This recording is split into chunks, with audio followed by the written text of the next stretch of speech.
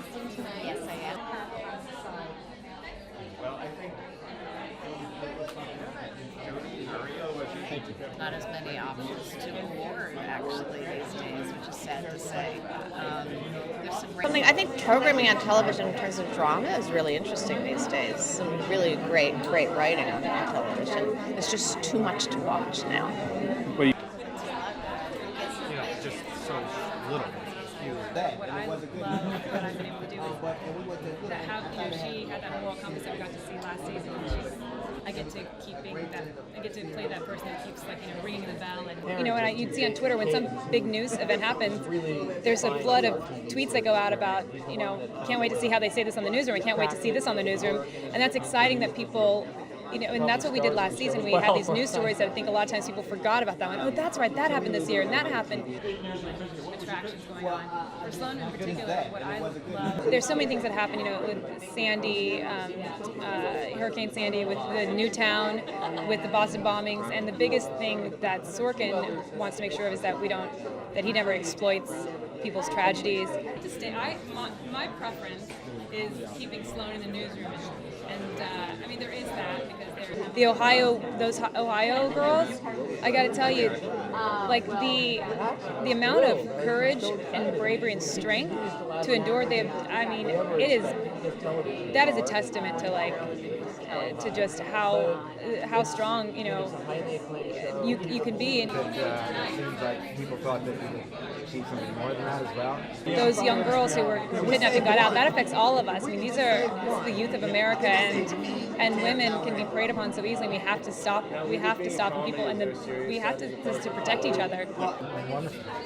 So what does this award mean to you? Well, it starts with... Tell me how your life has changed since getting kicked off dancing. Oh man, so much better. I was so bad at dancing, I forgot what I was good at. So it sucked to work for 8 hours just to be horrible at something.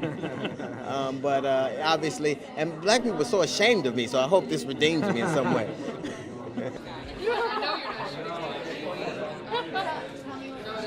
I was so exhausted I couldn't creatively come up with anything. It takes 10,000 hours to be good at anything. I did it for 4. And so I thought it was a little more serious than I wanted to be. But I was glad that I got this award doing that. It was like a Band-Aid on the bullet wound. I would be the happiest man on earth. And God bless it, made TV continue for that reason alone. And I think it's harder and harder to tell a story that's moving and honest, that isn't offensive or shocking.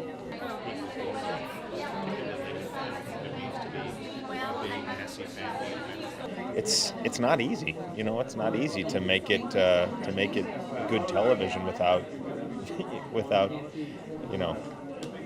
working in a meth lab, which may come up in season 5. Listen, if I show up in a meth lab in season 5, we know this conversation never happened.